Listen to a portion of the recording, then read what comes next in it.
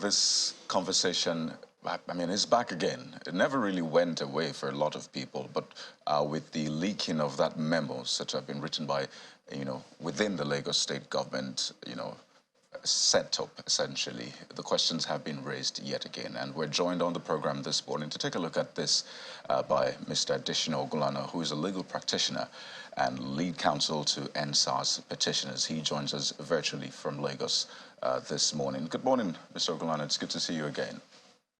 Thank you so much. Good morning. Good morning. It's important to also state that we reached out to Lagos State government to send a representative on this conversation so we can get both sides.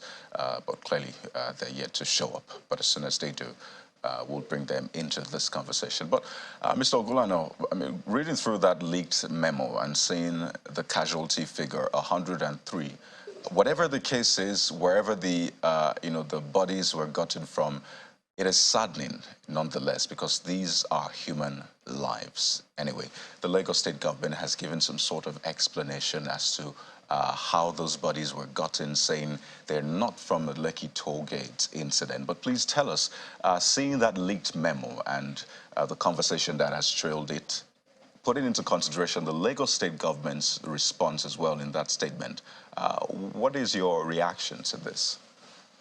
Well, even though I do not hear you so very clearly, but the much I've heard is that you are asking my reaction to the news coming from the Lagos state government and the clarification they have sought to do.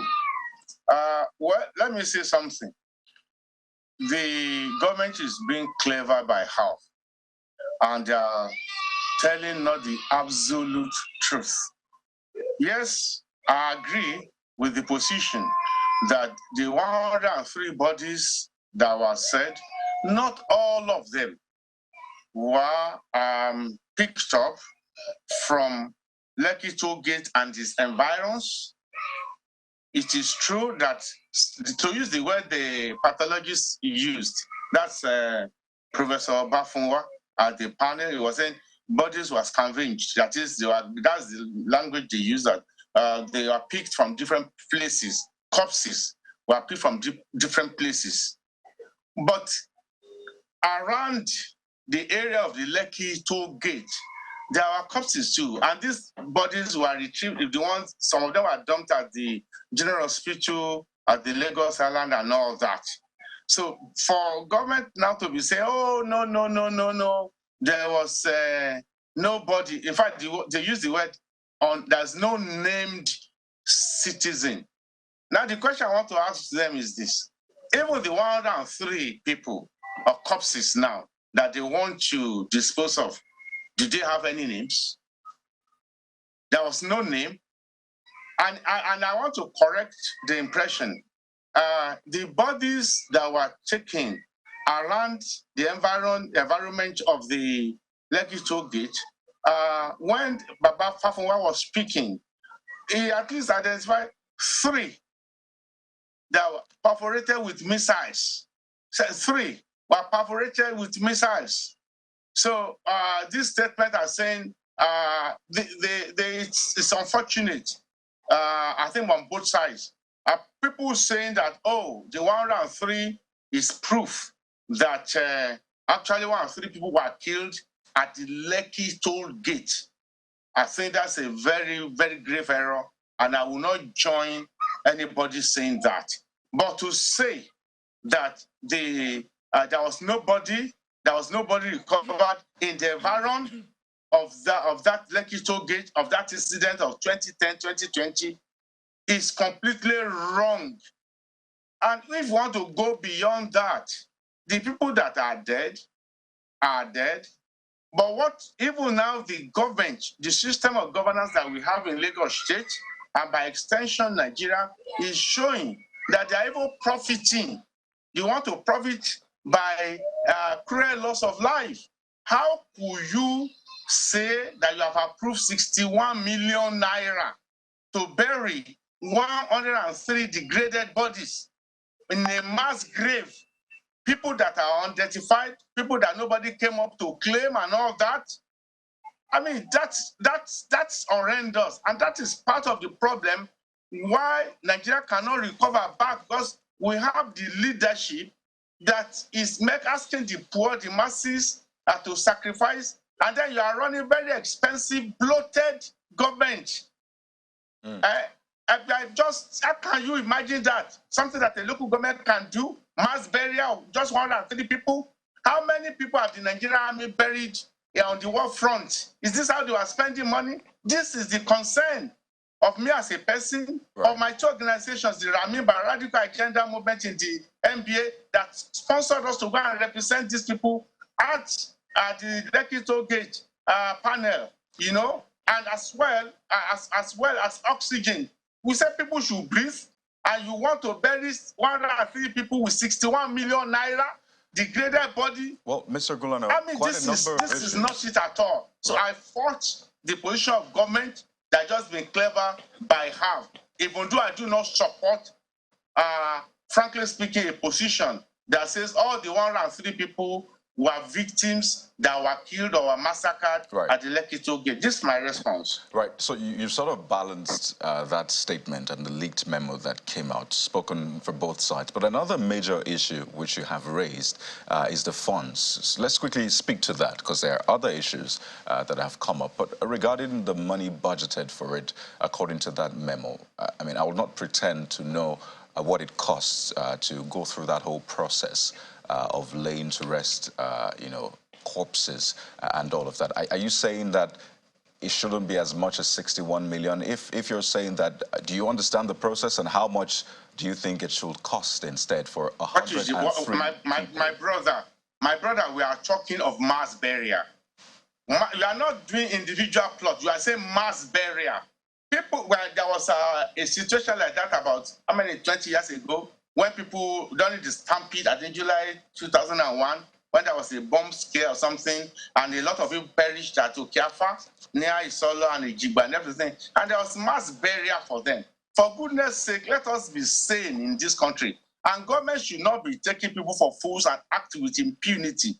For what are you doing? 103, they are not famous people. They are actually unknown people, and they are degraded. We are talking of cadavers. Virtually, that's what you are doing. And it's on a marked grave. You are not raising a senator over them. There's not a monument over them. In fact, I'll be surprised if any serious government can claim to do that exercise more than 1 million or 2 million naira at the most. Not to talk of 61 million naira. In this situation that we are, you are saying let the people breathe, let the people breathe. How can people breathe when you are mismanaging, diverting it? I mean, how can you even give that as a contract? They are giving it as a contract. When I read the thing, how can it be a contract? You don't have Ministry of Health, you don't have local governments, mass burial. At 103 people, not 10,000 people, not 1,000 people, 103 people, degraded bodies. Most of maybe dust or something, bones and all that. 61. Look, let's begin to interrogate government. This is not right. There's no decent Nigeria. There's no decent Nigeria that can defend this anywhere. Okay. What? Dig up a large expanse of land? When we, breaking it down, breaking 61 million naira, well, there is a little bit on top of it, but breaking 61 million naira down by 103 comes to something in the region of 592,000 naira each. And, well, again, as we said, Lagos State government owes Nigerians, particularly Lagosians, an explanation as to that. We've reached out to them. We're waiting and hoping that they will come out to us. But is this significant for you, Mr. Oglano, that maybe it's total sum of keeping the bodies over the past 3 years? Because, I mean, they were stored somewhere in morgues, right? So it's not like they were just left to rot in some place. They were kept in morgues. And do you think it could be accumulation of such consideration? It cannot be. With due respect, thank you for bringing that. I mean, it has crossed my mind too. I mean, when we are talking of transparency in governance now, when you are keeping bodies, you said you have kept the bodies for almost 3 years. Oh, is that the same thing as mass burial? That's preservation now. I will be surprised now when they say that if you want to bury a one-day incident with 61 million. It's most likely if you have preserved bodies for 3 years, you are likely to say now it is 1 billion naira you have used to preserve 103 bodies for 3 years. I mean, it cannot add up. There are two different things: preserving bodies and all that. Is it the Lenin Mausoleum in Russia, where they say that the supreme leader has been kept in that kind of pristine condition for about 100 years or whatever of the revolution? That's not the situation. Well, Mr. Oglano, These are unknown people. These are unclaimed bodies. Yeah, we are just raising the issues, just you know, at least to give people perspectives to this. But another thing that's, you know, a concern, which I think you have also spaded, which you may want to speak to a little more clearer, is how significant do you think it is that, according to the government, relatives of the 103 individuals we're talking about here, human lives, as Kade put it the other time, snuffed out. How significant is it to you that their relatives didn't show up to claim or identify them even 3 years after that notice was put out, according to government, 3 years ago? How significant is it to you that, you know, the relatives didn't come out? Thank you so much. It's significant morally, legally, and it's a pointer to the kind of a country we are trying to live in. Let me say, sir, one of the things opponents of the NSAS movement used to say that times that, oh, indeed, if people were shot, if people were injured, if people were killed, how come, are they ghosts? Don't they have families? And we try to explain that you are talking of a situation of an environment of blanket terror.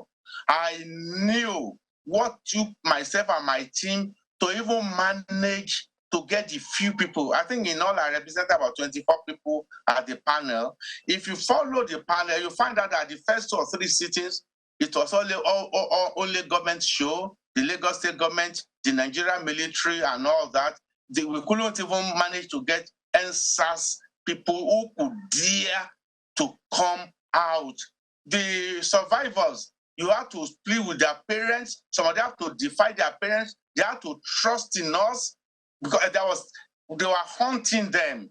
Many of them ran away. DJ Switch is just a popular one. So many of them ran away. Now, Lagos state government in their publication say, oh, they even advertised, like, let people come out. Nobody trusts government in Nigeria. This is the truth. If you can recollect the horror of 2010, Yoruba people say, Ìbọn lápátí, ìbọn ò lápátí, ta ló fẹ́ ká kojú ìbọn bòun. Whether a gun has bullet or does not have a bullet, would you like to be faced with down the nozzle to stare down the nozzle of a barrel of a gun? So if you remember that day, it was very horrifying. And it was that particular incident that sparked the nationwide outrage that led to looting, that led to killing of people and trying to suppress the riot. So now the Lagos state government by itself say, oh, we even advertise for people to come. People didn't come out. Who wants to come out? Our people say the person whose mother had been macheted to death by a madman, if he sees a mechanic with their rough dress, he will run away.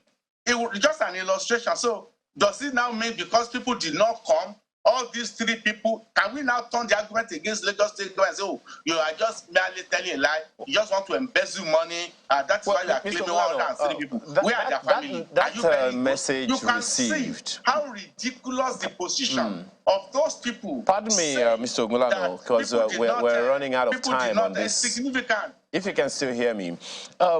Now that you bring in now that you've brought in the angle of the panel that sat and all the issues that were raised, how significant is this particular issue you're talking about now to the outcome of the panel?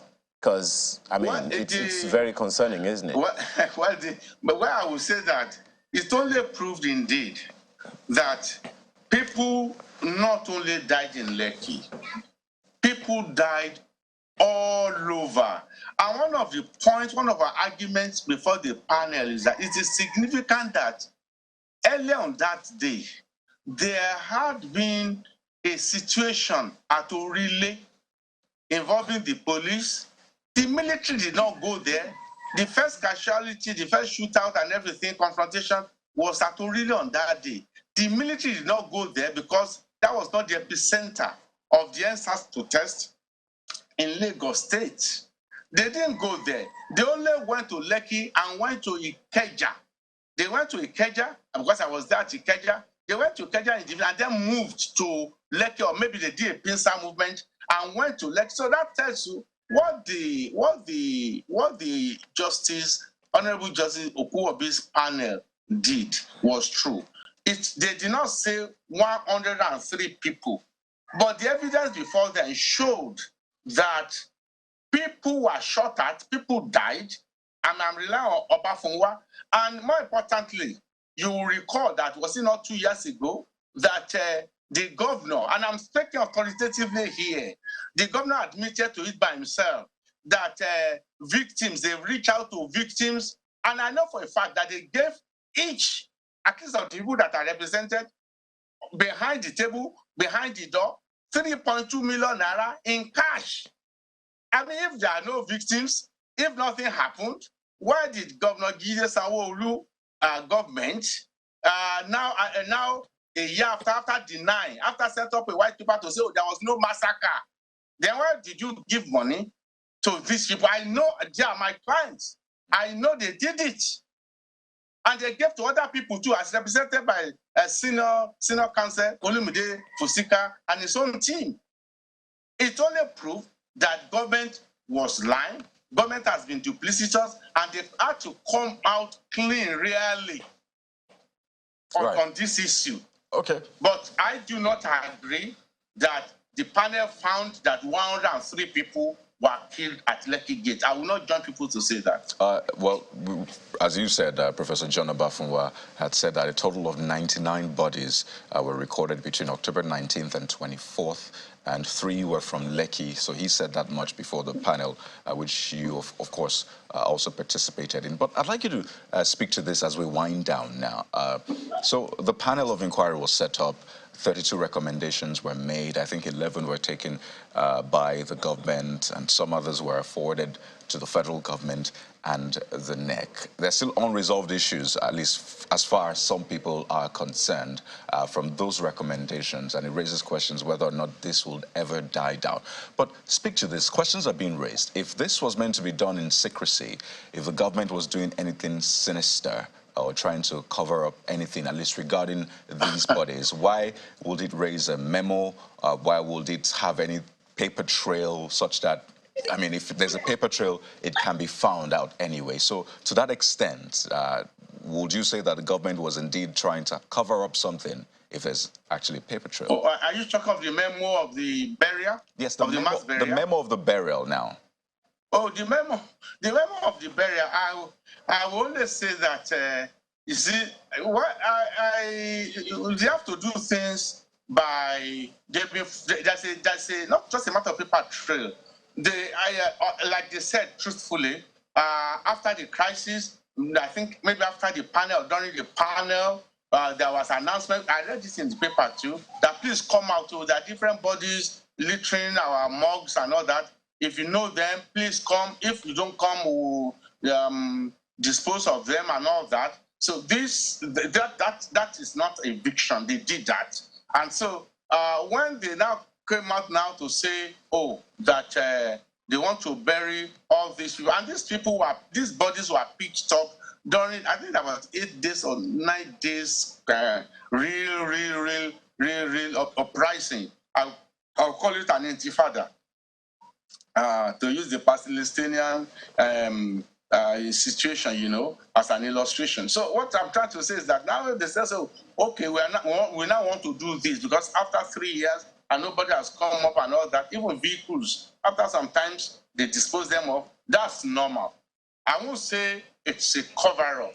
What we are saying is that 61 million naira, 61 million naira, like your colleague there tried to do a kind of rough mathematics, about 500,000 naira per war for what? For what? So, well, the Lagos State government is put under task. My organization is sending a letter to them today or tomorrow to say, why will it be like this in a situation where price of everything has risen, your colleges have risen, I'm talking about the fees, transportation has risen, there's a threat on electricity, you're asking people to tighten their belt and to bear the pain that's going to be again. Why are you still running an extortionate and expensive form of governance? And you say, and your Oga, the president, say, let the people breathe. That is the party they belong to. But they are breathing very, very well by taking away the oxygen of the people. That's how we see it. Right. Clearly, the Lagos State government still has questions to answer regarding the funds. What is it, or what are they being used for? And all the other questions raised by essentially people who are meant to get answers. I mean, that's what government is for. But we'd like to thank you so much, Mr. Adesina Ogulana, who is a legal practitioner and lead counsel to NSAS Petitioners. Thank you so much for your time on the program. Bye.